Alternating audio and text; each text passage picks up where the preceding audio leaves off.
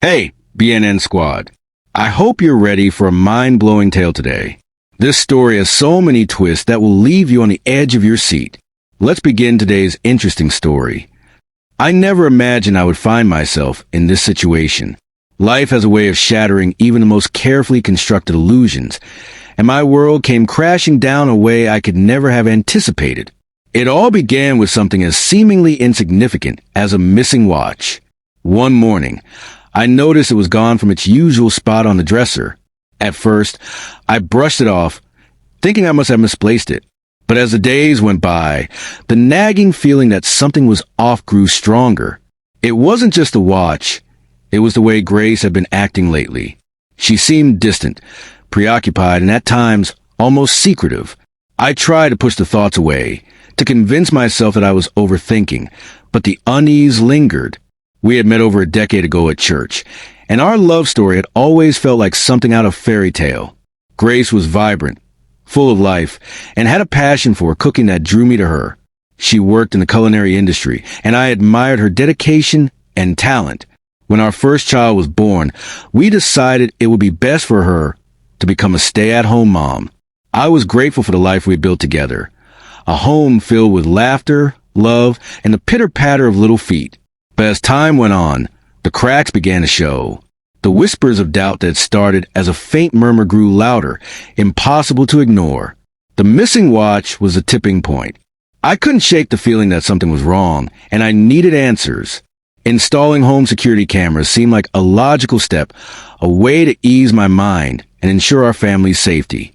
I told myself it was just a precaution, but deep down, I knew I was searching for something more. When the cameras were finally set up, I felt a strange mix of relief and dread. I didn't know what I was looking for, but I knew I had to look. One evening, after the kids were asleep, I sat down to review the footage. My heart pounded as I scrolled through the clips, my stomach churning with each passing second. And then I saw it, Grace, with another man, laughing and sharing moments that were meant for only us. The images burned into my mind, each frame a dagger to my heart. I felt like I couldn't breathe, like the ground had been ripped out from under me. Shock, anger, and betrayal flooded over me in waves, and I sat there, paralyzed, as my world crumbled around me. I knew I had to confront her. The thought of it filled me with dread, but I couldn't let it fester any longer. When I showed her the video, I expected her to be remorseful, to at least acknowledge the truth. Instead, she exploded in anger, her face contorted with rage. She denied everything, accusing me of being paranoid and controlling.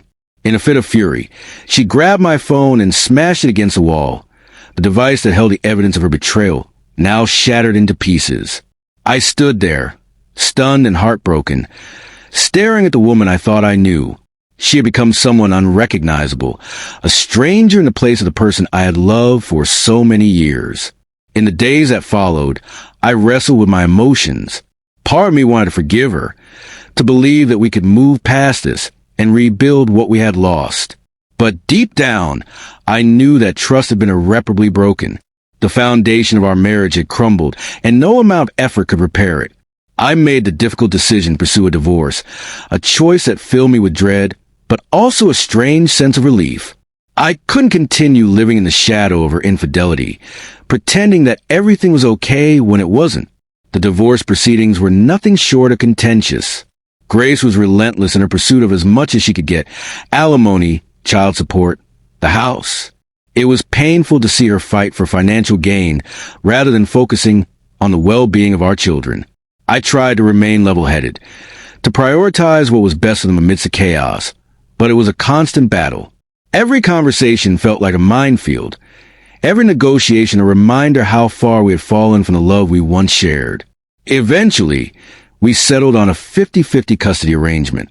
While I struggled with the idea of sharing our children, I convinced myself that it was better than exposing them to a toxic environment. I wanted them to grow up in a home filled with love and stability, even if that meant splitting our time. The thought of not seeing them every day was heartbreaking, but I knew it was the right decision for their sake. Once the dust settled from the divorce, I felt a strange mix of relief and lingering sadness. The weight of the betrayal still hung over me, but I knew I had to move forward. not just for myself, but for our children. In a moment of impulse, driven by a need for closure, I shared the video of Grace's affair with 57 of her acquaintances. It was a desperate attempt to reclaim my dignity, to expose the truth of her actions.